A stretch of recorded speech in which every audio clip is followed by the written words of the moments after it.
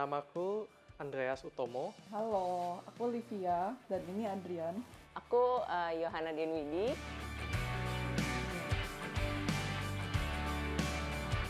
Aku bergereja di ICC sejak 2013.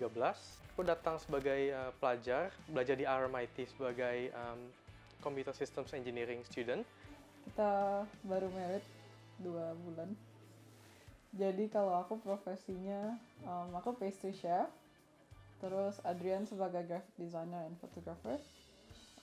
Aku pertama kali ke ICC tahun 2018 pas aku ngambil master di Melu. Aku pertama kali ke ICC Good Friday 2021. Pertama kali ke ICC itu 2019 bulan Juni.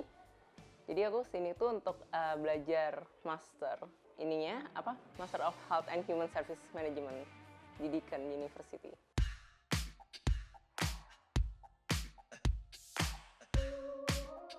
Aku ketemu ICC mula-mula itu mencari dari majalah Buset.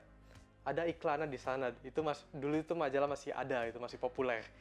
Nah, di sana aku lihat sebenarnya aku udah mencoba beberapa gereja, tetapi ICC adalah gereja yang bagiku itu jadi stick with me karena di Indonesia itu aku asalnya dari GKI, jadi ini something that hits close to home. Kok Chris itu pernah datang ke gereja aku yang di Jakarta. Jadi dia waktu itu pernah kayak ada conference gitu bersama beberapa pendeta lain yang dari Australia juga. Jadi dari situ aku kenal Kok Chris. Jadi waktu aku ke Melbourne, aku pertama kali langsung ke ICC. Aku tahu ICC tuh kebetulan dari adik aku, dari Jonathan Widi. Iya, dia udah di sini lumayan lama kan, 5 tahun dari 2015. Terus karena dia udah bergereja di ICC, terus jadi begitu aku sampai ke sini langsung ke ICC gitu.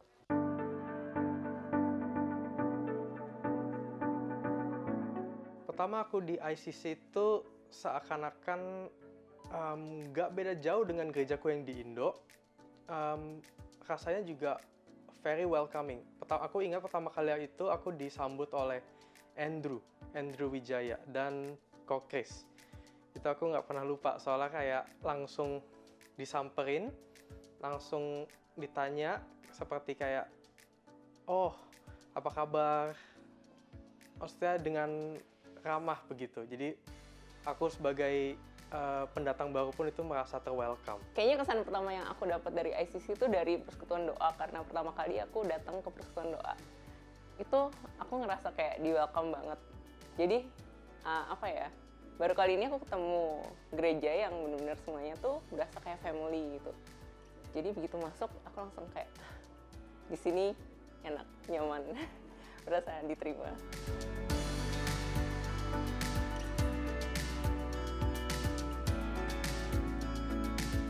Berasa asing, kayak baru, gak kenal siapa-siapa. Mungkin agak beda ya, soalnya karena Livia udah established di sini, udah temen-temen yang udah di sini, jadi kayak masuk itu kan semua udah pada kenal Livia dan langsung dikenalin sama. Ya, jadi kesannya ya kayak cuman masuk gereja baru aja, cuman nggak setegang kalau mungkin masuk sendiri dan kayak plonga-plongo sendiri gitu kan.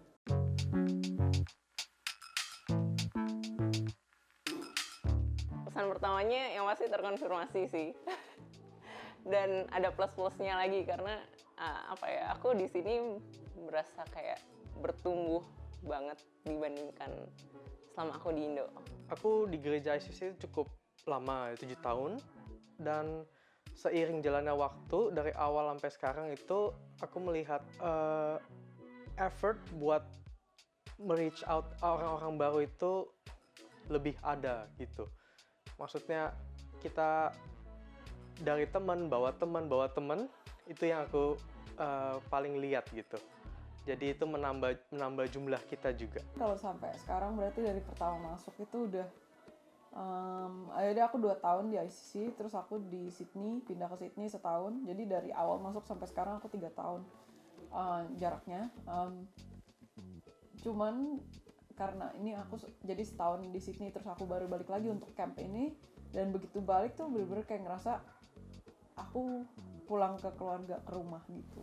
Selama 4 hari belakangan ini kalau dari ICC sendiri ya kayak memang anak-anaknya juga kayak pada deket semua, pada erat, udah pada kayak keluarga, dan kayak ada bimbingan-bimbingan dari yang lebih tua dan yang baik gitu. Jadi mereka juga yang masuk ini jadi ada contohnya, jadi bisa lebih bertumbuh juga. Di sini ada bimbingannya gitu, jadi kayaknya kelihatan juga dari semuanya itu. Tapi ya itu baru kesan pertama sih ya.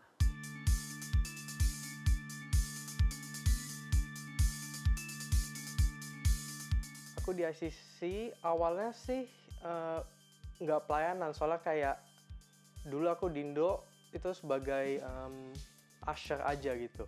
Tapi at that time di awal-awal itu I don't have the confidence buat melayani karena aku belum tahu siapa-siapa gitu.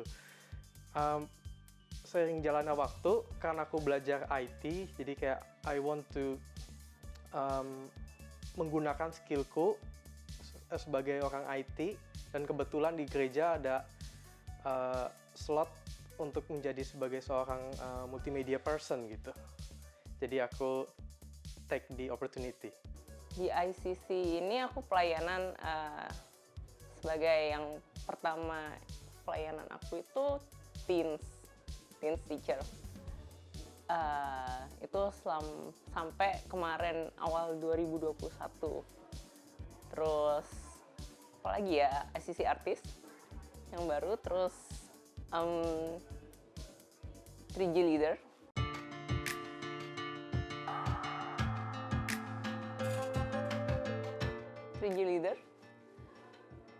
Iya, karena aku ngerasa dari situ aku paling diubahkan gitu. Banyak insight yang aku dapet.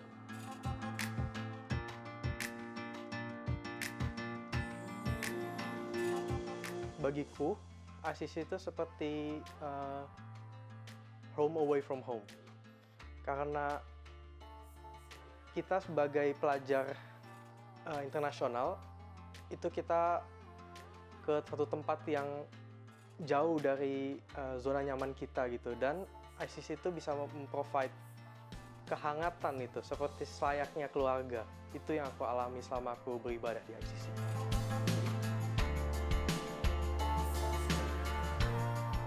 Pendewasaan dalam iman dan dalam hubungan dengan Tuhan, karena kalau misalnya kita cuman dikasih tahu kalau kita harus percaya sama Tuhan, terus bersandar pada Tuhan, kayak cuman diomongin gitu tanpa ada penjelasan konkretnya kenapa kita harus percaya, dan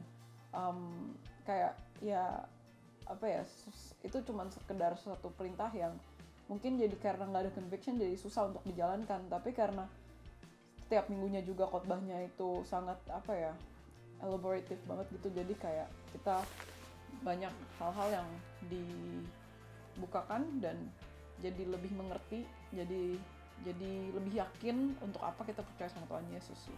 Jadi yang pertama itu ngajarannya dan community-nya. Ngajarannya itu di sini aku berkesan banget, itu benar-benar dalam. Dan dalam tapi spesifik juga gitu. Jadi kayak aku benar-benar dipacu untuk bertumbuh di sini gitu. Terus juga community-nya benar-benar support aku buat growing juga, nggak yang saling menjatuhkan atau yang nggak tulus gitu. Yang aku rasain di sini tuh kalau seorang care sama yang lain tuh benar-benar tulus dan benar-benar mau untuk orang itu untuk bertumbuh.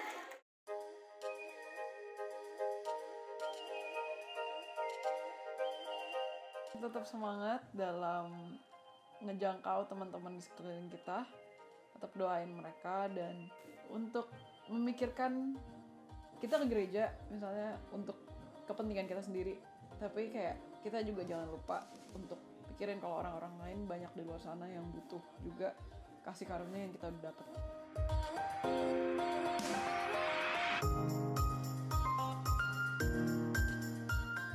Jangan lengah, jangan ini, tetap mencari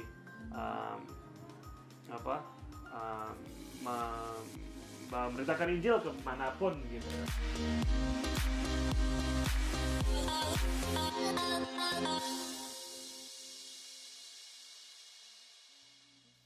The cross to set us free.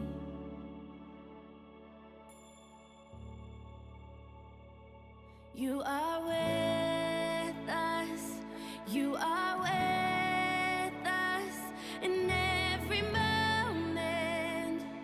You are with us. You are Jesus. You are Jesus in every moment. You are with us.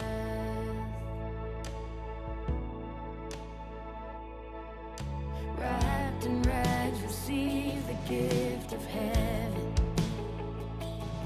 With the word you bring the dead to life again.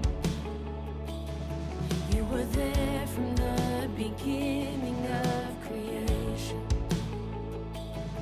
with a promise to be with us in the end. You are with us. You are with us in every moment. You are with us. You are Jesus. You are Jesus in every moment. You are with us.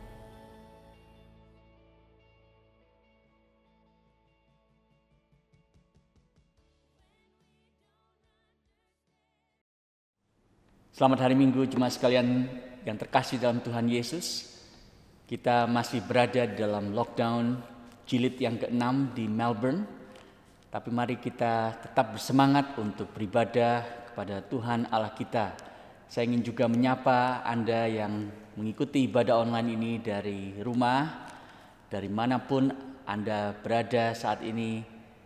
Saya rindu agar kita bersama-sama datang ke hadiratnya dan memohon Tuhan sendiri yang akan menyapa kita secara pribadi dalam konteks kita masing-masing melalui firman-Nya yang kita akan doakan, bacakan, nyanyikan, dan renungkan bersama-sama.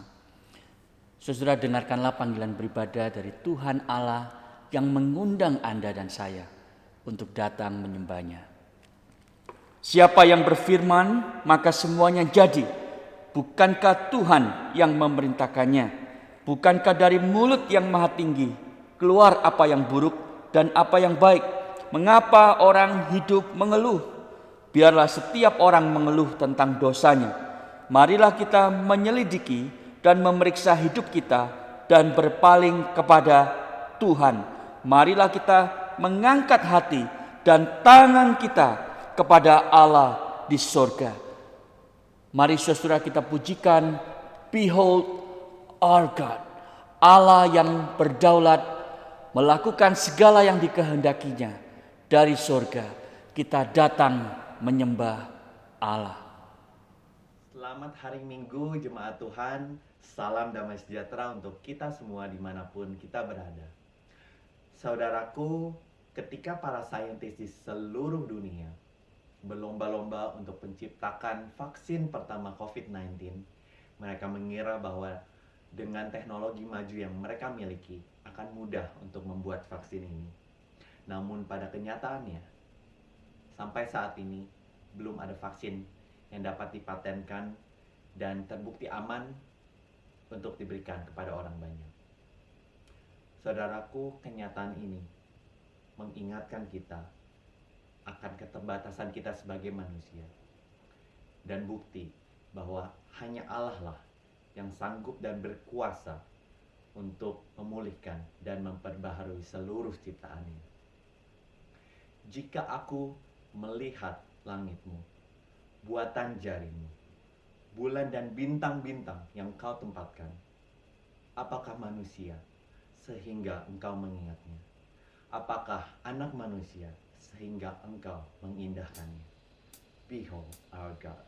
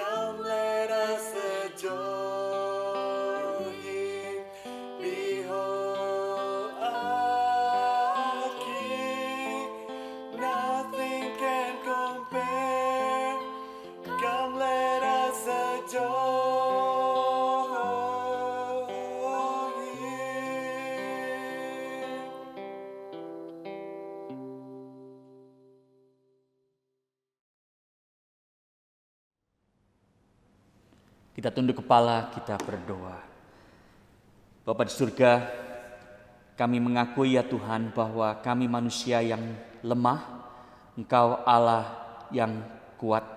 Kami membutuhkan tidur setiap hari, Engkau penjaga Israel yang tidak pernah terlelap.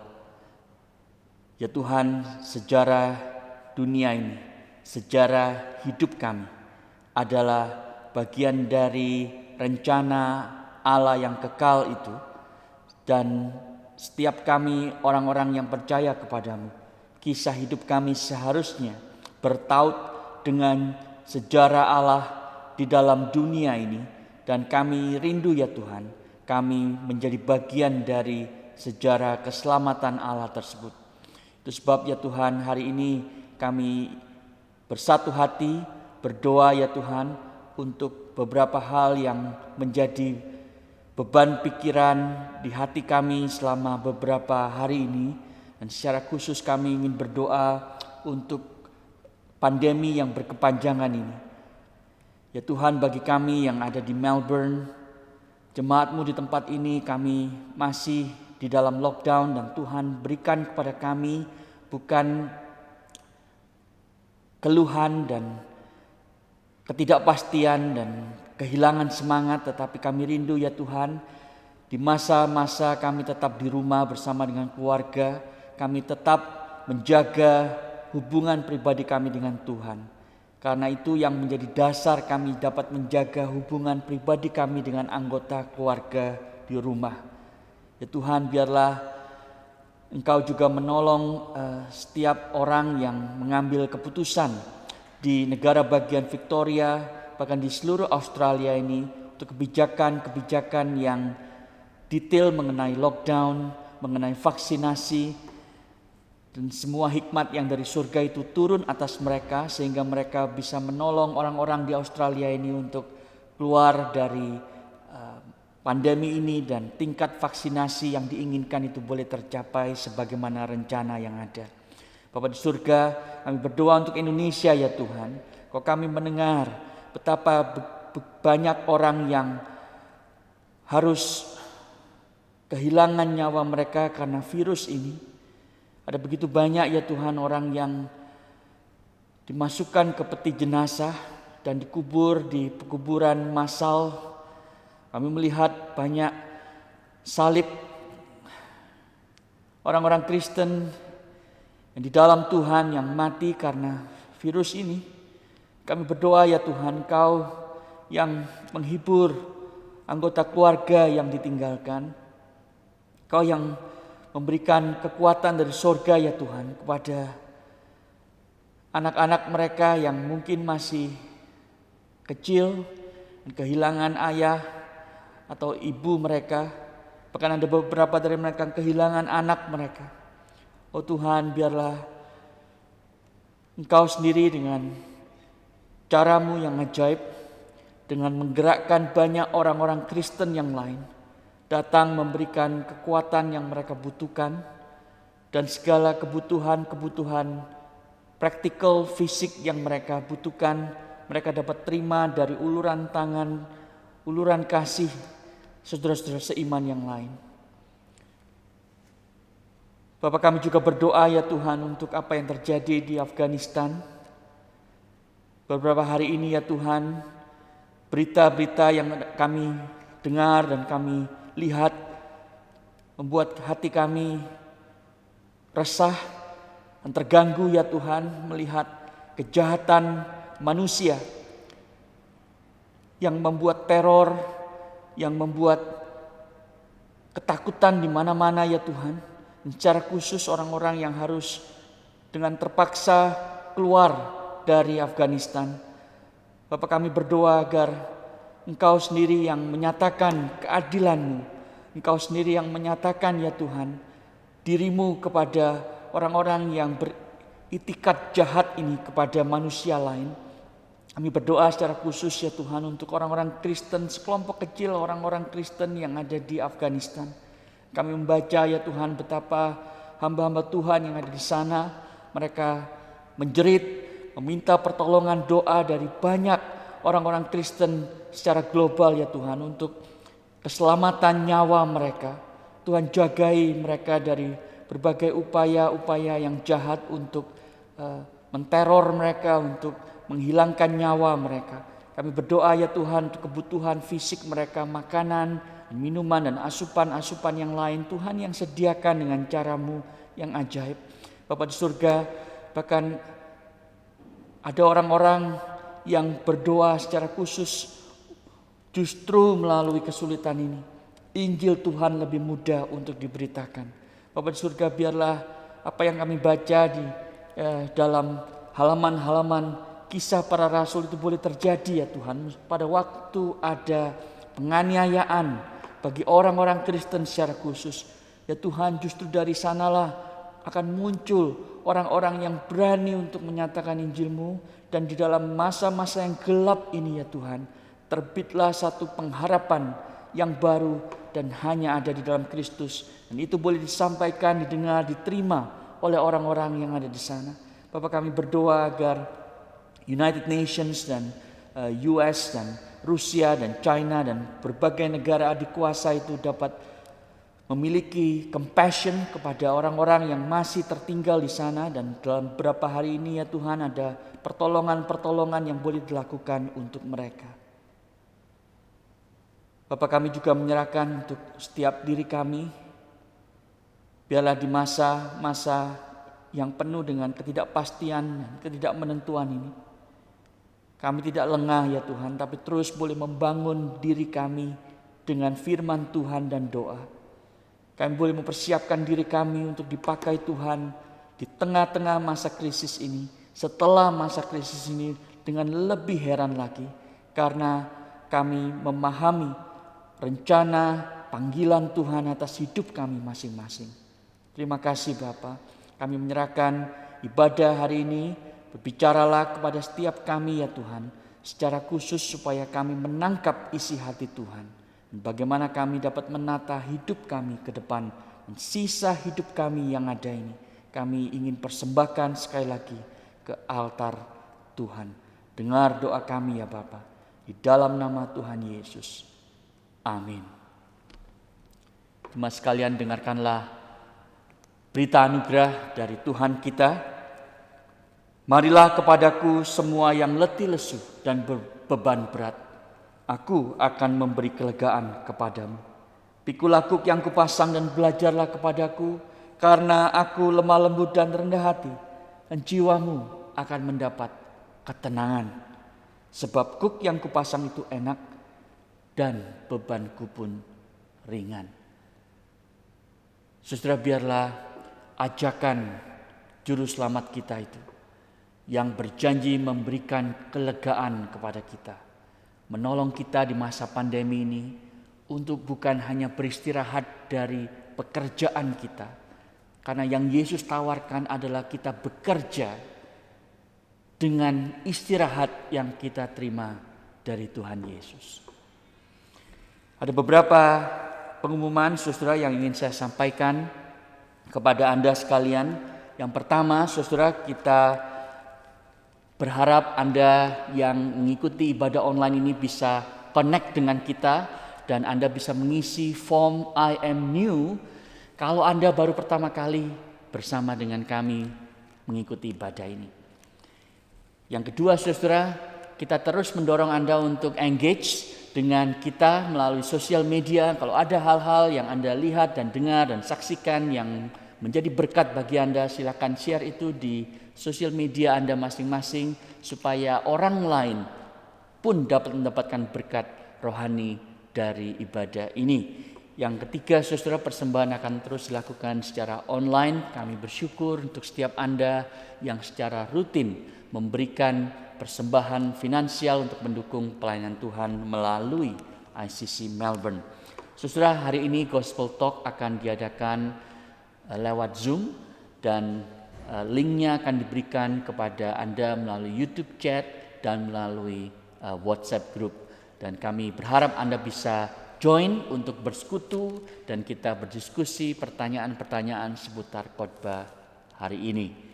Saudara, demikian pengumuman. Kita akan bersama mengikuti New City Catechism minggu yang ke-34.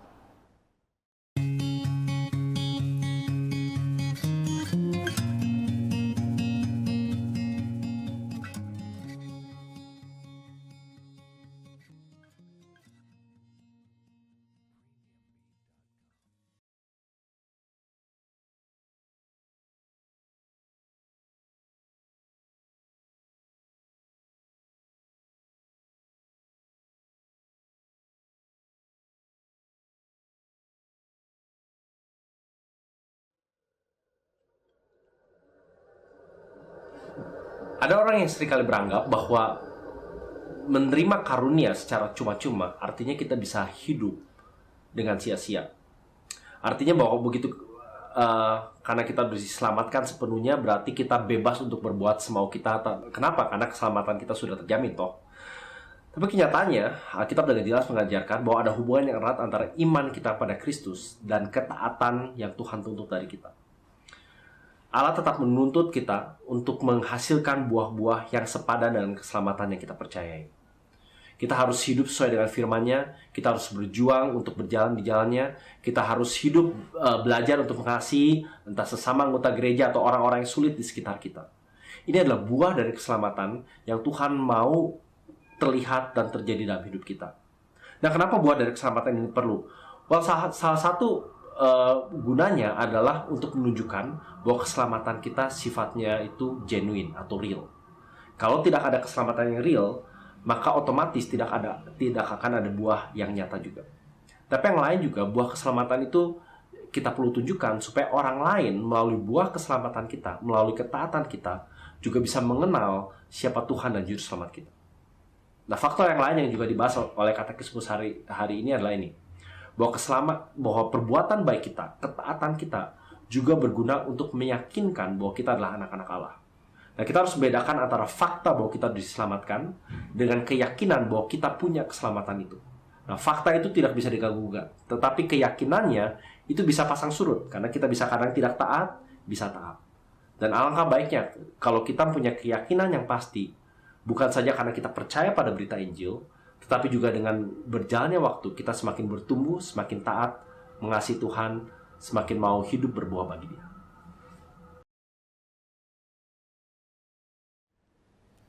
Mari kita sekarang bersama-sama menyatakan pengakuan iman rasuli bersama dengan gereja Tuhan di segala tempat dan di sepanjang abad. Demikian kita mengakui bersama.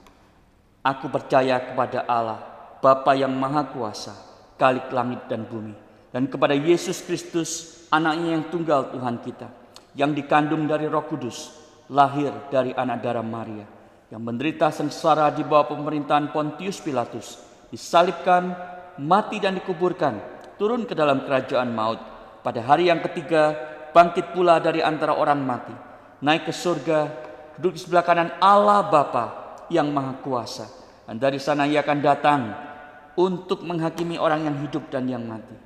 Aku percaya kepada Roh Kudus, gereja yang kudus dan am, persekutuan orang kudus, pengampunan dosa, kebangkitan tubuh, dan hidup yang kekal.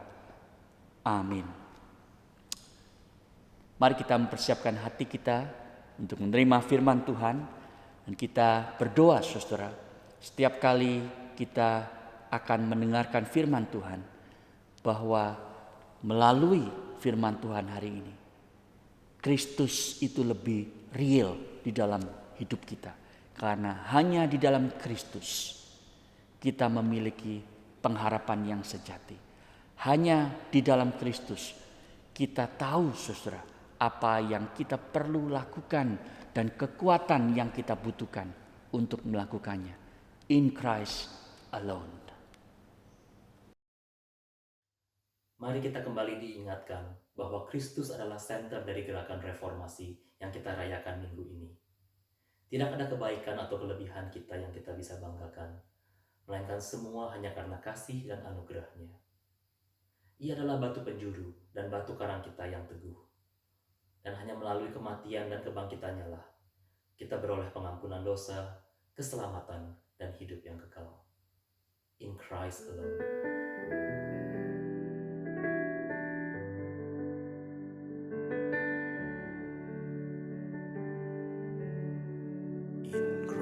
Christ alone my hope is found. He is my life, my strength, my song, this cornerstone, this solid ground, firm through the fiercest drought and storm. What eyes of love, what depths of peace, when fears are stilled, when striving cease. My comforter, my all in all, here in the love of Christ I stand. In Christ alone, who took on flesh, fullness of God in helpless babe, this gift of love and righteousness, scorned by the ones he came to save, till on that cross as Jesus died, the wrath of God was satisfied, for every sin on him was laid. Here in the death of Christ I live.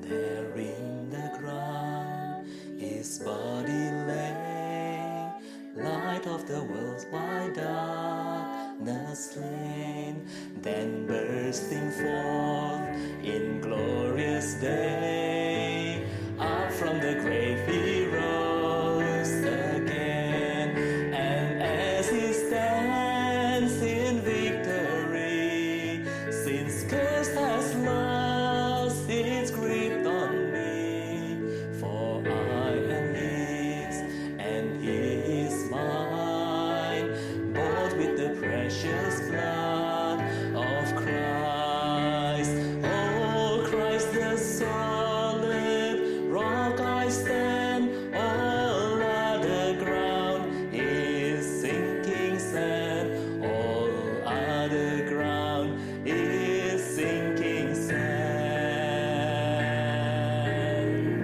No guilt in life, no fear in death, this is the power of Christ in me, from life's first cry to final breath, Jesus commands my destiny. No power of hell, no scheme of man can ever pluck me from his hand, till he returns or calls me home.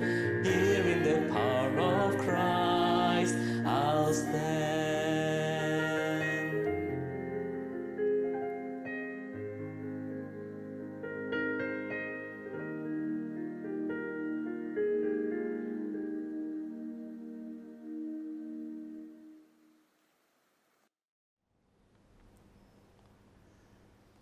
Jemaat sekalian, mari kita bersama-sama memohon pertolongan Tuhan sebelum kita masuk di dalam firman Tuhan. Bapa di surga, hamba berdoa agar Engkau sekali lagi memuliakan anak-Mu itu di tengah-tengah kami. Pada waktu firman Tuhan dibuka, dibaca, dan direnungkan.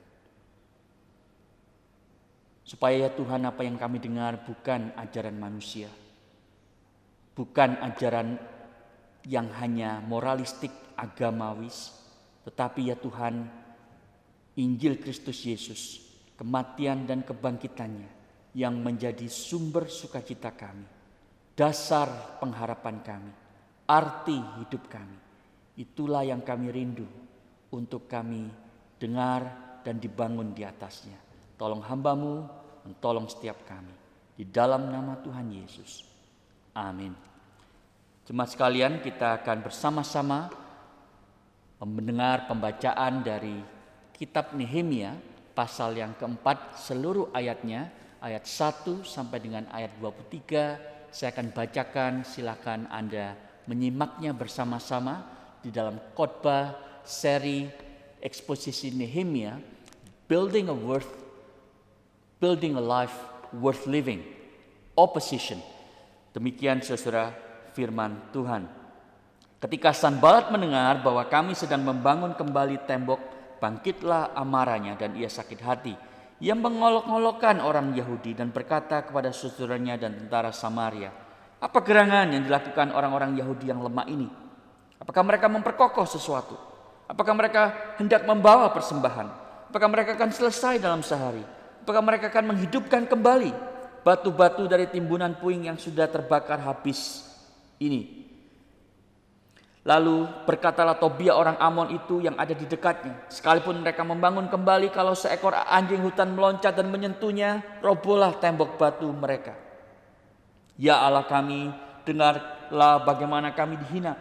Balikanlah cercaan mereka, menimpa kepala mereka sendiri, dan serahkanlah mereka menjadi jarahan di tanah tempat tawanan. Jangan kau tutupi kesalahan mereka, dan dosa mereka jangan kau hapus dari hadapanmu, karena mereka menyakiti hatimu dengan sikap mereka terhadap orang-orang yang sedang membangun. Tapi kami terus membangun tembok sampai setengah tinggi dan sampai ujung-ujungnya bertemu, karena seluruh bangsa bekerja dengan segenap hati. Ketika Sanballat dan Tobia, orang-orang Arab dan orang Amon dan orang Asdod mendengar bahwa pekerjaan perbaikan tembok Yerusalem maju dan bahwa lubang-lubang tembok mulai tertutup, maka sangat marahlah mereka. Mereka semua mengadakan persepakatan bersama untuk memerangi Yerusalem dan mengadakan kekacauan di sana. Tetapi kami berdoa kepada Allah kami dan mengadakan penjagaan terhadap mereka siang dan malam karena sikap mereka. Berkatalah orang Yehuda, kekuatan para pengangkat sudah merosot dan puing-puing masih sangat banyak. Tak sanggup kami membangun kembali tembok ini. Tetapi lawan-lawan kami berpikir, mereka tidak akan tahu dan tidak akan melihat apa-apa sampai kita ada di antara mereka, membunuh mereka dan menghentikan pekerjaan itu. Ketika orang-orang Yahudi yang tinggal dekat mereka sudah 10 kali datang memperingatkan kami, mereka akan menyerang kita dari segala tempat tinggal mereka. Maka aku tempatkan rakyat menurut kaum keluarganya dengan pedang, tombak, dan panah di bagian-bagian yang paling rendah dari tempat itu, di belakang tembok, di tempat-tempat yang terbuka. Ku amati semuanya, lalu bangun berdiri dan berkata kepada para pemuka dan para penguasa dan kepada orang-orang lain, jangan kamu takut terhadap mereka, ingatlah kepada Tuhan yang maha besar dan dahsyat, dan berperanglah untuk saudara-saudaramu, untuk anak-anak lelaki dan anak-anak perempuanmu, untuk istrimu dan rumahmu. Ketika didengar musuh kami bahwa rencana mereka sudah kami ketahui dan bahwa Allah telah menggagalkannya, maka dapatlah kami semua kembali ke tembok masing-masing ke pekerjaannya. Sejak hari itu sebagian daripada anak buahku melakukan pekerjaan dan sebagian lagi memegang tombak, perisai dan panah dan mengenakan baju zirah. Sedangkan para pemimpin berdiri di belakang segenap kaum Yehuda yang membangun tembok. Orang-orang yang memikul dan mengangkat melakukan pekerjaannya dengan satu tangan, dan dengan tangan yang lain mereka memegang senjata.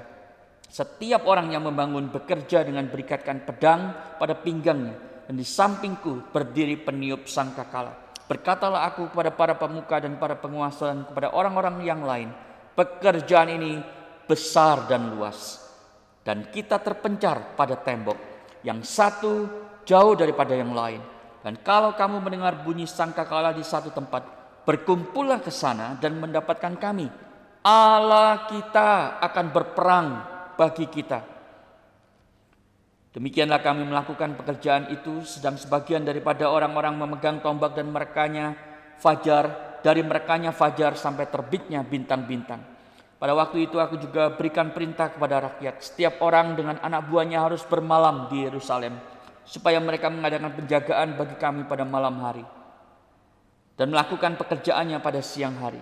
Demikianlah aku sendiri, saudara-saudaraku, anak buahku dan para penjaga yang mengikut aku, kami semua tidak sempat menanggalkan pakaian kami. Setiap orang memegang senjata dengan tangan kanan. Demikian jauh saudara pembacaan firman Tuhan. Kita berada di dalam seri kitab Nehemia.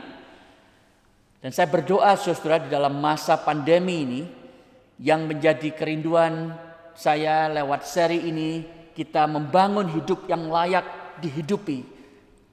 Dan pandemi ini tidak membuat kita itu lengah, tidak membuat kita itu patah semangat, tetapi kita terus mempersiapkan diri kita untuk dipakai Tuhan di tengah-tengah dan setelah pandemi ini. Saudara, kita melihat apa yang sudah kita bahas selama beberapa minggu yang lalu. Saudara, kitab Nehemia itu bicara mengenai bagaimana orang-orang Yehuda, saudara, umat Allah yang membangkang, memberontak itu mengalami konsekuensi dari dosa mereka. Dibuang selama 70 tahun, kemudian mereka sebagaimana Allah sudah nubuatkan, saudara, mereka kembali ke Yerusalem di dalam beberapa gelombang. Zerubabel, Ezra memimpin 2 gelombang yang pertama, dan sekarang tibalah kepada kisah Nehemia yang diberikan mandat oleh Allah untuk membangun tembok Yerusalem.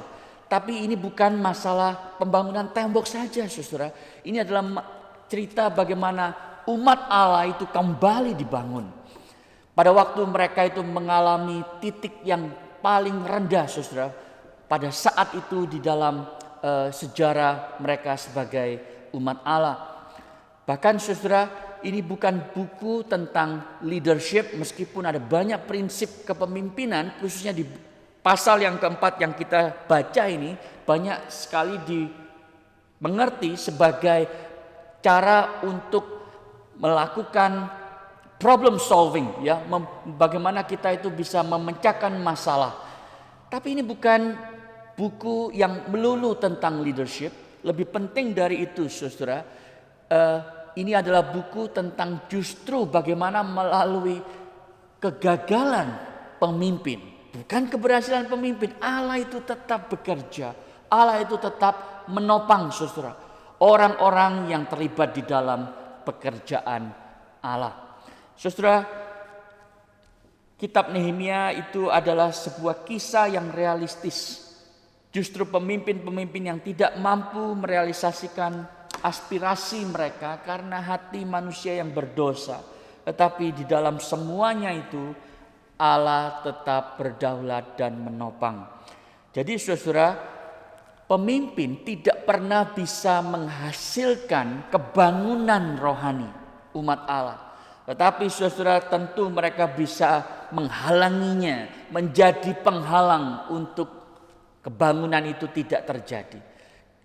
Jadi, saudara, kalau Anda ingin dipakai Tuhan dengan heran, maka, saudara, Anda jangan sampai menjadi penghalang, tetapi berusahalah dan berdoalah agar Tuhan itu mendatangkan kebangunan rohani dan umat Allah itu dibangun. Dan saudara, cerita Nehemia pasal yang keempat, justru pada waktu Nehemia itu sedang membangun umat Allah, membangun tembok, oposisi itu mulai datang. Kalau tadinya di pasal yang kedua, mereka itu kaget karena ada orang-orang yang siap untuk membangun tembok Yerusalem. Saudara, sekarang mereka itu marah. Dan ini kita tahu dari ayat yang pertama, saudara. Dan pada waktu mereka itu marah, maka mereka mulai melakukan 2 macam strategi. Ya, di dalam slide Anda bisa melihat 2 macam strategi itu. Yang pertama, mereka itu mengancam, dan yang kedua menghina. Maksud saya yang pertama, dan setelah itu tidak mempan, saudara, yang kedua itu mereka mengancam. Jadi yang pertama itu bicara mengenai psychological warfare, perang urat syaraf, saudara, untuk membuat orang-orang ini menjadi discouraged. Tetapi ketika itu tidak mempan dan pembangunan itu berlanjut, mereka meningkatkan strategi mereka dengan memberikan ancaman fisik. Tetapi kita akan lihat bahwa itu pun tidak mempan. Nah, saudara, bagaimana Allah melalui Nehemia menolong kita untuk memahami apa artinya bagi kita. Mari kita lihat terlebih dahulu, saudara, 2 strategi orang-orang yang menjadi musuh Allah dan musuh umat Allah ini. Ini bicara mengenai spiritual warfare, peperangan rohani, saudara. Dan kita tahu di balik Sanballat, Tobia, dan Geshem ada pengaruh-pengaruh jahat, saudara. Dan hari ini tentunya kita tidak berhadapan lagi dengan orang-orang yang mencoba untuk menghalangi pembangunan tembok, tetapi kita berhadapan saudara dengan kekuatan jahat yang sama seperti yang Paulus katakan di Efesus pasal yang ke-6. Kita mengalami peperangan rohani. Jadi di balik apa yang dialami mereka melawan Sanballat, Tobia dan Geshem ini saudara, ada si jahat yang menjadi aktor yang merekayasa dan menggerakkan orang-orang jahat ini. Itu sebab saudara saya suka heran ya, kenapa orang-orang yang tidak percaya, orang-orang yang membenci Allah, orang-orang yang tidak mau percaya kepada Kristus Yesus, kalau mereka punya anak saudara ya, namanya tetap aja Yohanes, John, Mark, Matthew. Saudara. Itu kan nama-nama keempat kitab Injil gitu. Kenapa mereka tidak kasih nama anak mereka itu Sanballat, Tobia dan Geshem gitu ya. Saudara, mestinya mereka itu pakai nama-nama itu. Ya, kalau mereka sungguh-sungguh benci Allah, tidak mau berurusan dengan orang-orang percaya. Itu sebab saudara, orang-orang Kristen tidak mungkin pakai nama anaknya Sanballat dan Tobia dan seterusnya. Nah, saudara, apa yang kita lihat di sini, cara mereka menghina melalui perang urat syaraf ini, mereka memberikan beberapa olok-olok saudara. Ya, mereka bilang begini, apa gerangan yang dilakukan orang-orang Yahudi yang lemah ini? Artinya saudara, mereka bilang, mereka itu mana bisa sih? Mereka ini bukan builders, mereka tidak di certified sebagai seorang pembangun. Mereka ini cuma apa sih kerjanya, tukang emas, ada yang tukang campur rempah-rempah saudara. Bukan builders, apa bisa mereka? Mereka bilang, apakah mereka memperkokoh sesuatu? Apakah mereka bisa membangun tembok sedemikian? Atau ini tembok yang sangat panjang dan luas, mungkin gak dilakukan? Apakah mereka hendak membawa persembahan? Maksudnya saudara, mereka bilang, apakah kalau bisa berdoa kepada Allah, mereka tiba-tiba tembok ini jadi secara mujizat? Itu yang mereka katakan. Apakah mereka akan selesai dalam sehari? Apakah mereka akan menghidupkan kembali batu-batu dari timbunan puing yang sudah terbakar habis seperti ini? Jadi maksudnya saudara, mereka itu sengaja menciptakan fakta yang salah. Jadi batu yang sudah terbakar tidak bisa dipakai lagi saudara. Tetapi faktanya adalah tidak banyak batu yang terbakar. Yang terbakar itu adalah pintu-pintunya saudara. Tetapi batu-batunya sendiri tidak terbakar. Jadi mereka sebetulnya menyebarkan kebohongan saudara, menyebarkan hoax supaya orang itu percaya dan kehilangan semangat. Saudara, ini adalah sebuah taktik yang menurut sejarah saudara ya, sebetulnya ditulis oleh seorang Nazi yang bernama Joseph Goebbels dan disebut sebagai hukum propaganda. Bunyinya begini saudara, repeat a lie often enough and it becomes the truth. Ulangi terus sebuah kebohongan dan lama-lama itu menjadi sebuah kebenaran ya. Kalau kita itu lie and lie and lie, it will become reliable. Ya, itu taktik yang katanya ditulis oleh seorang Nazi di Jerman. Tetapi sebetulnya ini sudah ada di dalam kitab Nehemia pasal yang keempat saudara. Pada waktu mereka bilang batu ini ya tidak bisa dijadikan dibangun lagi karena sudah terbakar. Padahal itu tidak benar.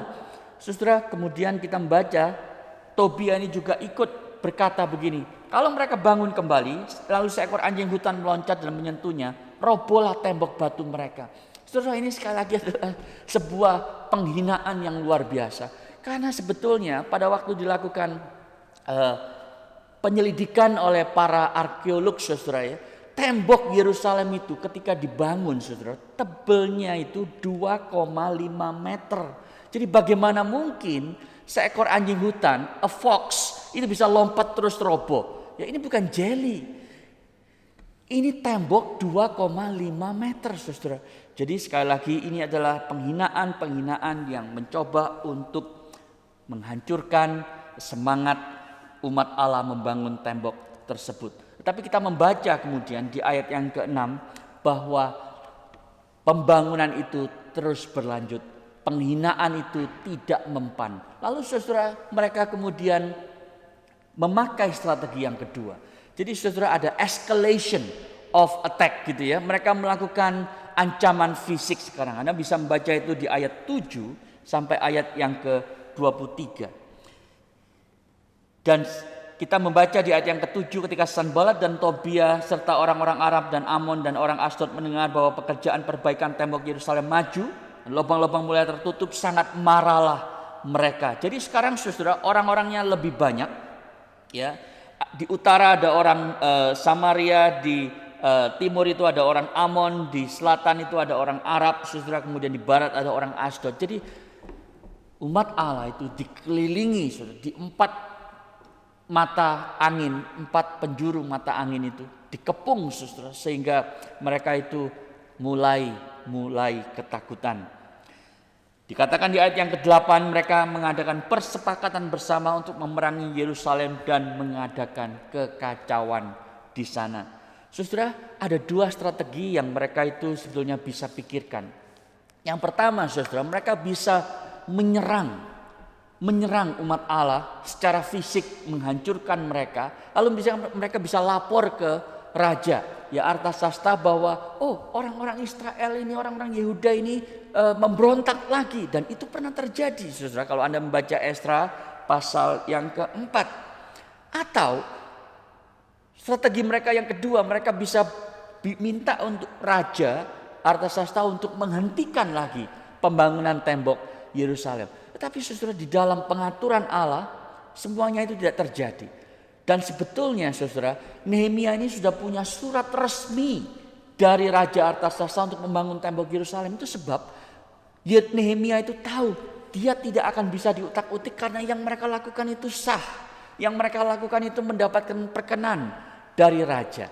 Nah, itu sebab musuh-musuhnya juga tahu saudara, yang mereka bisa lakukan adalah guerrilla warfare, ya perang gerilya saudara. Nah, kalau sudah ngomong guerrilla warfare ini, maka Nehemia sebagai seorang pemimpin yang taktis sekali. Jadi bukan hanya pemimpin yang pandai tahu pengajaran firman Allah dan saleh berdoa, tetapi dia mengerti bagaimana mengatasi saudara perang gerilya. Saudara, apa sih lessons? Apa sih pelajaran yang kita pelajari dari cerita ini saudara?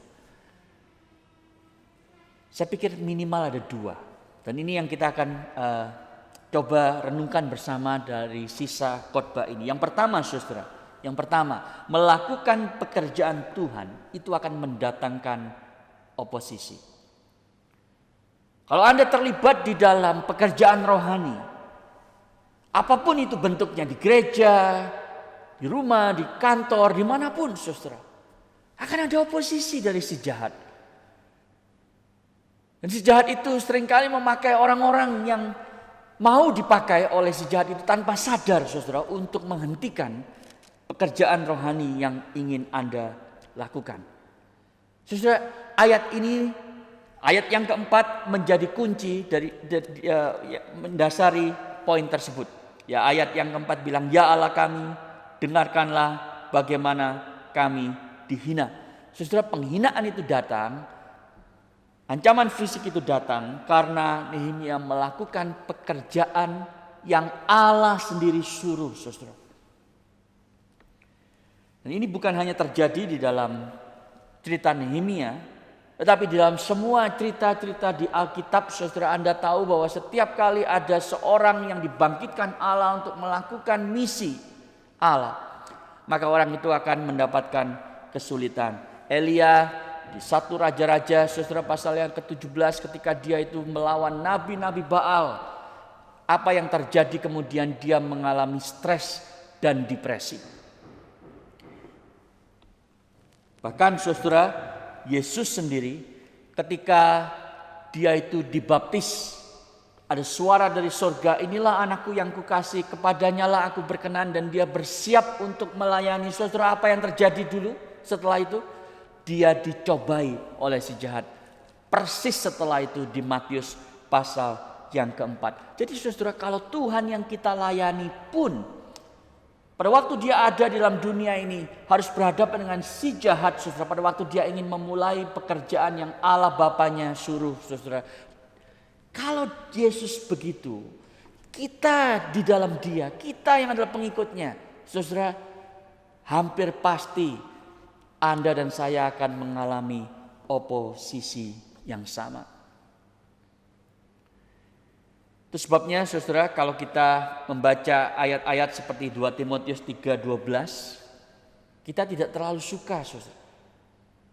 Memang setiap orang yang mau hidup beribadah dalam Kristus Yesus akan menderita aniaya.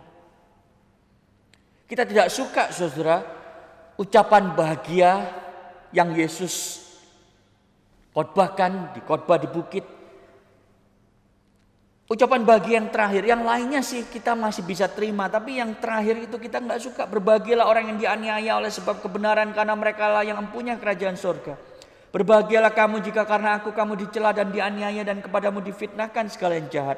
Bersukacita dan bergembiralah karena upahmu besar di surga, sebab demikian juga telah dianiaya nabi-nabi yang sebelum kamu.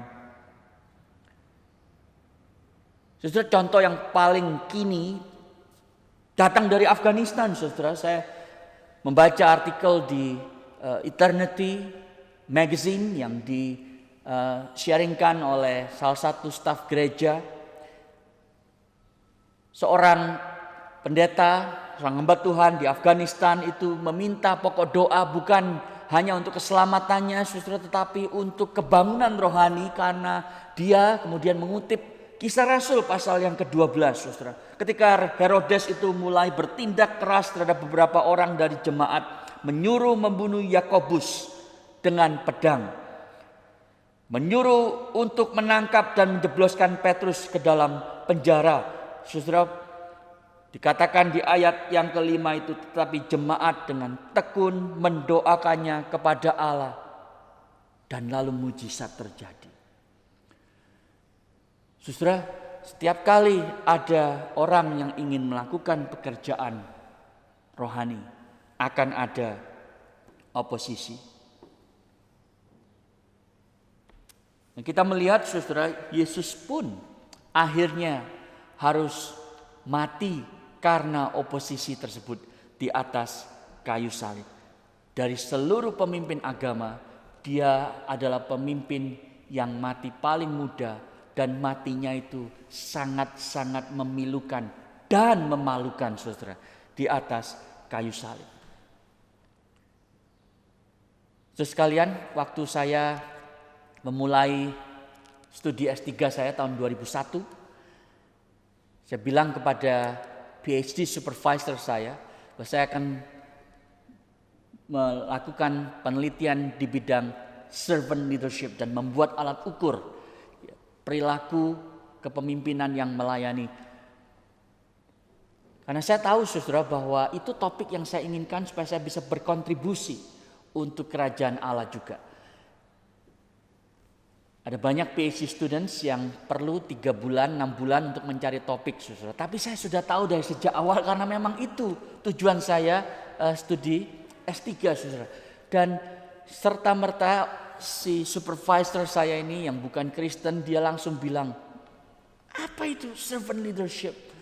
Bisa nggak kamu cari topik yang lebih substansial, tidak fluffy, ya tidak airy-fairy, tidak menggombal seperti servant leadership itu. Dan saya mengatakan kepada dia, enggak, kalau topik lain saya nggak mau deh studi S3, saya cuma mau topik itu. Saudara, supervisor saya yang bukan Kristen itu, saudara, terus mencoba untuk menghalangi saya melakukan studi itu. Bahkan sampai dia berkata, sebetulnya kalau kamu itu ingin serius berkarir, ngapain jadi akademis, khususnya di bidang servant leadership. Saudara, itu saya pikir adalah sebuah oposisi awal yang membuat saya sangat discourage selama 3 bulan pertama. Sampai pelan-pelan saya mencoba meyakinkan dia bahwa ini adalah topik yang worthy to be studied, ya. Karena pada waktu itu memang belum ngetop seperti hari ini, saudara, ya, teori servant leadership. Jadi, saudara, apapun yang Anda lakukan pada waktu itu terkait dengan kerajaan Allah, kemuliaan Allah, nama Allah, agenda Allah, maka saudara akan ada oposisi di dalam berbagai bentuk. Nah, apa yang Nehemia lakukan, saudara, pada waktu dia mendapatkan ancaman. Pada waktu dia mendapatkan ancaman fisik dan juga penghinaan, saudara, yang pertama dia lakukan adalah berdoa.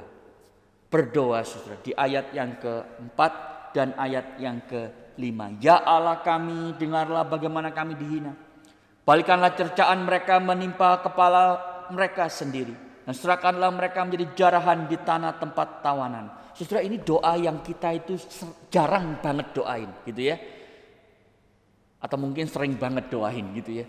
Tapi kalau Anda orang Kristen yang sungguh-sungguh penuh dengan compassion, belas kasih kepada orang lain yang menyebalkan sekalipun, mungkin Anda tidak berdoa seperti ini. Balikkanlah cercaan mereka menimpa kepala mereka sendiri. Ya. Kemudian jangan kau tutupi kesalahan mereka. Dosa mereka jangan kau hapus dari hadapanmu. Ini kayaknya doa yang membuat orang lain itu celaka. Saudara, apakah boleh orang Kristen itu berdoa seperti ini? Itu pertanyaan yang muncul tentunya pada waktu kita membaca doa seperti ini. Saudara, ini adalah doa yang muncul beberapa kali di dalam kitab Mazmur. Ya, ini yang disebut sebagai imprecatory psalm, saudara. Ya, dan ini dapat di-justify, dapat dibenarkan, saudara. Karena kalau Anda perhatikan dengan serius doa Nehemia ini, sebagaimana beberapa doa di Mazmur 137 misalnya, maka saudara, doa-doa semacam ini adalah doa melawan ketidakadilan. Doa yang meminta agar ada penghukuman Allah terhadap dosa manusia karena mereka bersikap tidak adil terhadap umat Allah. Jadi saudara, ini meminta keadilan ilahi itu dinyatakan. Yang kedua, saudara, doa ini menyatakan, saudara, satu zeal for God's glory, satu kerinduan agar hormat Allah itu tidak diinjak-injak. Karena pada waktu mereka itu melawan pembangunan tembok Yerusalem, itu berarti kemuliaan dan nama Allah itu sedang dipertaruhkan. Dan Nehemia berdoa, saudara, implisit di dalamnya agar kemuliaan Allah itu tidak dijadikan bahan tertawaan dengan olok-olok mereka. Dan yang ketiga, saudara, doa-doa semacam ini adalah doa agar Tuhan itu bertindak. Bukan berarti kemudian dia main hakim sendiri. Perhatikan, saudara, Nehemia tidak pernah memerintahkan orang-orang Yehuda itu untuk menyerang mereka kembali, tetapi untuk berjaga-jaga, saudara. Jadi ini bukan doa untuk balas dendam, tetapi doa untuk Tuhan itu bertindak. Kalau kita membaca Mazmur 137, 8, 9, so ini adalah doa yang paling mungkin negatif di dalam seluruh Mazmur, bahkan seluruh Alkitab. Dikatakan di dalam ayat 8 dan 9, hai putri Babel yang suka melakukan kekerasan, berbahagialah orang yang membalas kepadamu perbuatan-perbuatan yang kau lakukan kepada kami. Berbahagialah orang yang menangkan dan memecahkan anak-anakmu pada bukit batu. Sudah pernah berdoa kepada orang-orang yang nyebelin gitu ya, biarlah anak-anak mereka kepalanya itu pecah pada bukit batu. Gak pernah kan, saudara? Kalau ada yang pernah ya, tolong nanti ketemu dengan pendeta Kristian atau saya untuk digembalakan. Ya, saudara, gak pernah kan? Tetapi doa ini ada, saudara, di dalam Mazmur 137. Dan itu hanya untuk menunjukkan, saudara, supaya Allah itu bertindak, supaya keadilan Allah itu dinyatakan, bukan doa untuk membalas dendam.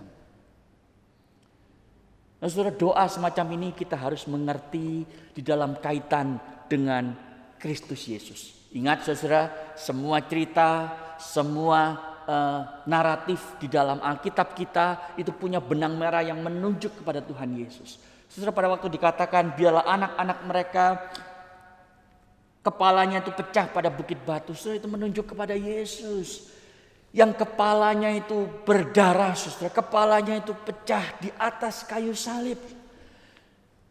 Sehingga cara Allah menyelesaikan kejahatan manusia, saudara, adalah dengan anaknya sendiri yang menanggung dosa itu, kepalanya yang pecah di atas kayu salib demi Anda dan saya. Saudara, poin yang lain dari bagian ini, Saya ingin tanya saudara, apakah selama Anda melakukan pekerjaan rohani di gereja, di kampus, di kantor, dimanapun dalam hidup Anda, apakah Anda itu sungguh-sungguh tahu ada oposisi? Karena saya khawatir saudara. Dan saya meneliti ini pada waktu hati saya teliti sendiri pada waktu saya mempersiapkan khotbah ini saudara. Apakah saya juga mengalami oposisi pada waktu melakukan pekerjaan Tuhan? Jangan-jangan saudara nggak ada oposisi. Ada seorang yang bernama Leonard Ravenhill, seorang pengkhotbah yang KKR yang luar biasa. Dan dia itu pernah mengkhotbahkan satu bagian saudara di dalam Kisah Rasul ya tentang anak-anak Skewa yang 7 anaknya itu mencoba untuk mengusir setan gitu ya. Lalu saudara menarik sekali dijawab oleh setan saudara ya. Ya pada waktu mereka berkata, aku menyumpahi kamu demi nama Yesus yang diberitakan oleh Paulus. Tetapi roh jahat itu menjawab begini, Yesus aku kenal, Paulus aku ketahui, tapi kamu, siapa kamu? Saudara, jangan-jangan kita itu mayoritas seperti itu saudara. Kita melakukan pekerjaan Tuhan, si roh jahat ini nggak takut sama sekali. Karena mereka berkata, Yesus aku pasti kenal, Paulus aku kenal, kamu itu siapa? Kita sama sekali tidak diperhitungkan oleh si jahat saudara pada waktu kita melakukan pekerjaan rohani. Kenapa? Karena saudara mungkin tidak melakukannya dengan serius. Sudah melakukannya ala kadarnya. Sudah melakukannya sembarangan, tanpa doa, tanpa persiapan. Sehingga Anda hanya menjadi bahan tertawaan. Saudara, itu sebab Leonard Ravenhill menulis sudah di dalam khotbahnya, apakah kamu dikenal di neraka? Are you known in hell? Atau pada waktu kita melayani, saya melayani seperti ini, berkhotbah saudara. Si jahat itu cuma ketawa, ya dia mah gak usah takut, tidak akan menghasilkan dampak apa-apa. Bukankah itu satu hal yang menyedihkan? Kalau dalam pelayanan rohani saudara yang kita lakukan kepada Tuhan, roh jahat itu tidak gemetar ketakutan ketika kita melakukan itu, tapi malah mentertawakan kita. Ketika Nehemia membangun tembok Yerusalem, membangun umat Allah itu, roh jahat itu gemetar saudara. Itu sebab mereka memakai Sanbalat dan Tobian, teman-temannya itu, untuk menyerang Nehemia. Kalau saudara melakukan pekerjaan rohani, Anda sedang menggoncangkan saudara kerajaan kegelapan itu. Status quo dari si jahat itu sedang dalam kondisi yang akan berubah karena apa yang saudara akan kerjakan. Apakah roh jahat itu saudara mengalami ketakutan ketika Anda berdoa untuk pekerjaan rohani yang Anda lakukan? Apakah gaya hidupmu, prioritas hidupmu itu membuat setan itu kebakaran jenggot karena dengan gaya hidupmu itu berarti kemuliaan Kristus akan lebih nampak kepada orang lain? Apakah penginjilan yang kau lakukan itu membuat populasi neraka itu akan berkurang di kemudian hari? Apakah khotbahmu, pengajaranmu di dalam kelompok kecil, di dalam sekolah minggu itu sungguh-sungguh meninggikan Allah dan merendahkan manusia yang berdosa itu? Saudara, apakah kita membuat dampak yang besar sehingga ada oposisi? Atau jangan-jangan pekerjaan Tuhan yang kita lakukan itu hanya sebuah show, sebuah sandiwara, dan tidak mendapatkan hasil apa-apa? Are you known in hell? Leonard Ravenhill menulis begini saudara, pujian terbesar yang bisa diberikan kepada seorang hamba Tuhan di surga dan di neraka itu adalah Anda diklasifikasikan sebagai musuh si jahat karena Anda ada di pihak Yesus Kristus. Saudara, jadilah seorang hamba Tuhan, penuh waktu, separuh waktu, dan seterusnya, yang dikenal di neraka, bukan hanya di sosial media. Poin yang kedua dan terakhir, saudara, pelajaran yang kita bisa pelajari dari Nehemia pasal 4 adalah bahwa Allah itu berdaulat, manusia itu berusaha. God's sovereignty and human responsibility itu muncul, saudara, di dalam ayat yang ke-9. Tetapi kami berdoa kepada Allah kami dan mengadakan penjagaan terhadap mereka siang dan malam. Berdoa dan berjaga-jaga. Muncul lagi di ayat yang ke-16 dan 20. Sejak hari itu sebagian dari anak buahku melakukan pekerjaan, sebagian yang lain memegang tombak. Ayat 20. Dan kamu mendengar bunyi sangkakala di satu tempat, berkumpullah ke sana mendapatkan kami, Allah kita akan berperang bagi kita. Jadi saudara, ini dua hal yang terjadi bersama-sama. Nehemia bisa mengatakan Allah yang akan berperang bagi kita, tapi kamu berjaga-jagalah dengan pedang dan tombak. Dua-duanya penting, saudara. Dua-duanya itu ada di Alkitab kita.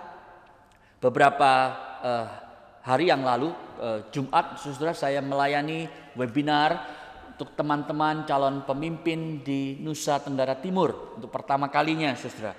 Dan saya membahas kejadian pasal yang ke-40 di mana Yusuf itu menceritakan mimpi juru minuman dan juru roti, saudara. Kemudian dia tahu persis bahwa kasih karunia Allah itu menyertai dia karena ditulis berulang-ulang di pasal 39 dan 40. Tapi kemudian dia bilang kepada juru minuman itu, nanti kalau kamu keluar dari penjara ini karena mimpi yang aku sudah interpretasi buat kamu, tolong ingat aku ya, tolong kasih tahu aku kepada raja bahwa yang mengartikan mimpimu itu adalah saya, supaya saya dilepaskan dari penjara. Saudara, itu satu hal yang saya kira menunjukkan bahwa kedaulatan Allah dan tanggung jawab manusia itu berjalan bersamaan.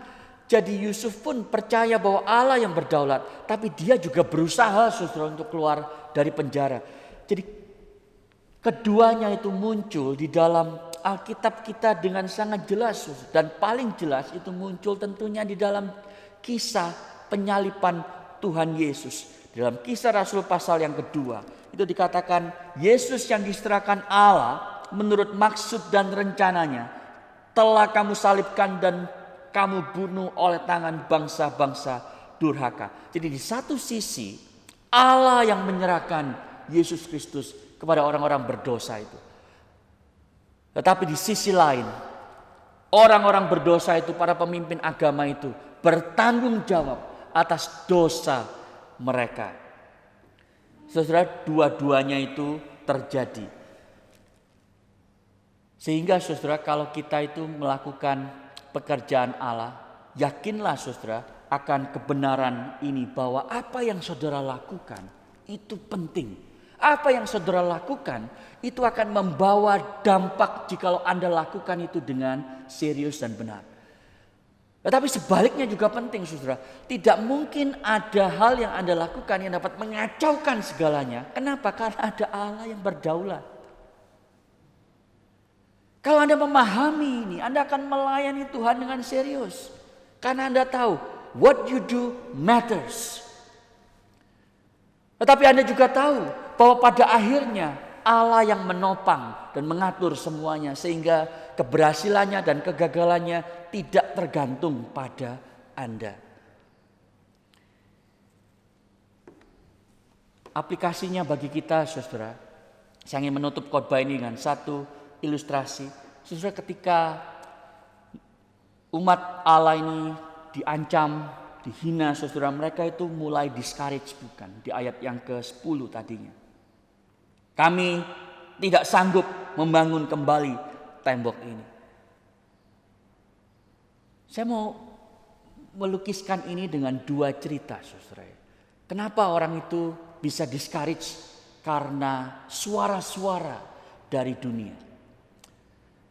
Yang pertama, saudara, adalah seorang yang bernama Lady Gaga. Ya, saya pernah ceritakan ini dalam seminar leadership, saudara. Ya, Lady Gaga ini seorang artis yang tenar, pasti Anda tahu siapa dia, sudah difilmkan. Tapi dia mengatakan begini, saudara, pada waktu dia diinterview oleh HBO satu kali. Saya ini seperti loser, Saya seperti seorang pecundang, saudara. Ya, itu sebab saya harus membuktikan diri kepada fans saya setiap hari bahwa saya ini superstar. Jadi saudara tahu ada imposter syndrome, ada ketakutan luar biasa, saudara. Dia itu discourage setiap hari dan harus mengingatkan, saya superstar, saya superstar, saya superstar. Setiap hari seperti itu. Kenapa saudara? Karena dia memang tidak melakukan pekerjaan Tuhan dan tidak kenal Tuhan. Coba Anda bandingkan Lady Gaga dengan seorang yang bernama Nicola McDermott yang mendapatkan silver medal di dalam Olympics kemarin untuk cabang olahraga lompat tinggi. Saudara, dia adalah seorang percaya dan dia mengatakan begini, saudara, ketika dia diinterview persis setelah dia menang. Dan speech-nya ini ditulis oleh para jurnalis. She got a silver medal, but her speech was gold. Jadi dia mendapatkan hanya medali perak, tapi apa yang dia katakan itu adalah emas. Saudara, dia mengatakan begini, saudara. Tahun 2017, dia kenal Tuhan. Lalu dia bilang, I decided to pursue God over sport. Saya memutuskan untuk mencari Allah lebih daripada olahraga. Segala sesuatu yang saya capai dalam olahraga itu adalah bonus. Karena saya sudah komplit, saya sudah penuh dan sempurna dan dikasihi sebagai seorang manusia. Terlepas dari prestasi saya. Justru itulah saya sekarang bisa lompat lebih tinggi dan tidak takut lagi karena saya dicintai dan itu yang paling penting. Saudara tahu maksudnya? Dia mengatakan kalau saya sudah dicintai oleh Allah yang berdaulat itu. Pada waktu Yesus Kristus itu mati di atas kayu salib, maka sekarang saya bisa berusaha dengan sekuat tenaga dan kalaupun saya gagal itu enggak apa-apa. Kalau saya berhasil itu karena dia yang memampukan saya. Tapi kalau saya gagal, it's okay. Saya sudah sempurna dikasih oleh juru selamat saya. Saudara, ini saya kira satu sikap yang benar, saudara. Orang yang sudah ditebus oleh Kristus Yesus. Ketika dia melihat ada Allah yang berdaulat. Allah yang sudah mengasihi dia di dalam Kristus Yesus. Itu sebab dia sekarang berusaha keras untuk melayani dia lewat cabang olahraganya. Demikian juga Anda dan saya. Mari kita saudara melayani dia dengan serius. Meskipun ada oposisi-oposisi yang akan muncul. Tuhan berdaulat. Dan kita melakukan porsi kita sesuai dengan gifting kita masing-masing. Dan Tuhan akan memberkati pekerjaan Anda dan saya. Maukah Anda melakukannya? Mari kita tunduk kepala, kita berdoa. Bapa di surga, Engkau adalah terang kami dan keselamatan kami. Kepada siapa kami harus takut? Engkau adalah benteng hidup kami. Terhadap siapakah kami harus gemetar?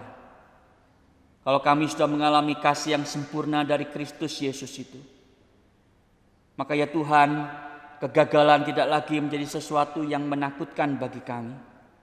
Dan kalau kami berhasil itu pun karena kami dapat menanggung segala perkara di dalam Kristus yang memberi kekuatan kepada kami. Itu sebab tolong kami untuk melayani Tuhan, meskipun akan muncul oposisi dari si jahat, melalui orang-orang, melalui kebijakan-kebijakan pemerintah, melalui banyak hal yang mencoba untuk menghalangi pekerjaan rohani itu. Tetapi ya Tuhan, tolong kami untuk dengan bijaksana, dengan serius melayani pekerjaan Tuhan. Karena Engkau akan terus menopang kami dan memberkati kami masing-masing di dalam konteks pribadi kami. Dengar doa kami Bapa. Jemaat sekalian, kalau sebentar Engkau akan meninggalkan online service ini, jadilah berkat bagi orang lain pada waktu Engkau mengerjakan pekerjaan rohani yang Allah sudah berikan kepadamu. Janganlah hendaknya kerajinanmu kendor. Biarlah rohmu menyala-nyala dan layanilah Tuhan. Dan sekarang terimalah berkat Tuhan. Janganlah takut sebab aku menyertai engkau. Janganlah bimbang sebab aku ini Allahmu. Aku akan meneguhkan bahkan akan menolong engkau. Aku akan memegang engkau dengan tangan kananku. yang membawa kemenangan mulai hari ini sampai selama-lamanya. Amin. Selamat hari Minggu. Tuhan memberkati.